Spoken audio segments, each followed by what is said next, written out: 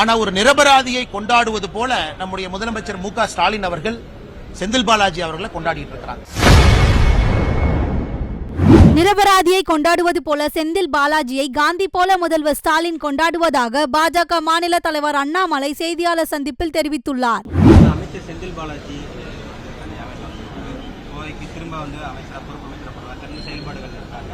நீங்க அவரோட பங்களிப்பு எப்படி பாக்குறீங்க? அரசியல் குற்றச்சாட்டு இது ஒரு இந்திய அரசியல் இன்னைக்கு இரண்டு கட்சிகள் தான் ஒரு வித்தியாசமான பாதையில் பயணிக்கிறாங்க. ஒன்று ஆம் ஆத்மி கட்சி, இன்னொன்று திராவிட முன்னேற்ற கழகம். அதாவது ஒரு குற்றச்சாட்டு ஊர்ஜிதமான பிறகு, அவங்களுடைய bail petition multiple time reject ஆன பிறகு, அவங்க இன்னைக்கு வெளியே வந்திருப்பது கிட்டத்தட்ட சார்ஜ் ஷீட் போட்டாங்க, அதற்கு மேல என்கொயரி பண்றதுக்கு ஒன்றும் இல்லை என்பதற்காக நீதிமன்றம் பெயில் கொடுத்திருக்கிறாங்க.